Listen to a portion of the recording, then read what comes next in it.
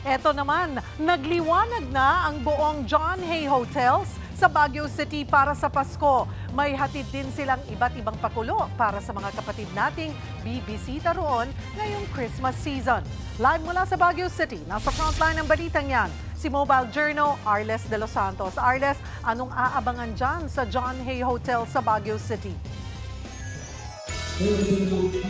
Cheryl, 34 days na lamang ay Pasko na. Kaya naman ngayong gabi ay inilawan na ang buong John Hay Hotels para na rin kasama dyan ang mga Christmas tree ngayong gabi.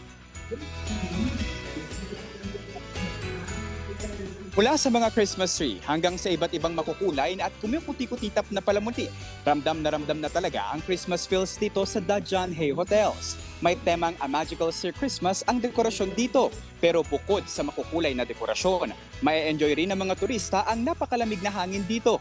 Para naman sa mga pamilyang magbabakasyon dito sa Baguio City, pwede nyo ring bisitahin ang Christmas Village sa Garden Wing ng hotel. Perfect yan para sa mga picture for the gram.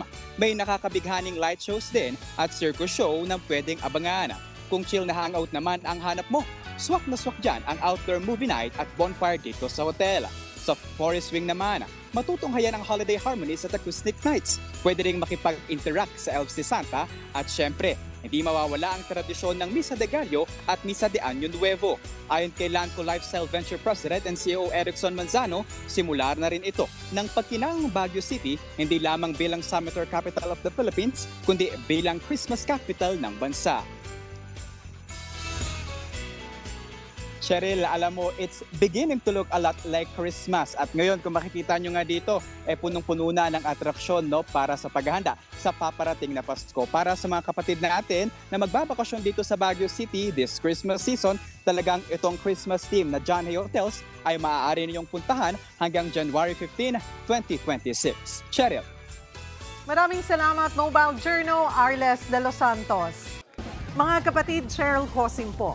Maging maalam at may pakialam sa mga napapanahong issue at headlines. Mag-follow at mag-subscribe na sa social media pages ng News 5.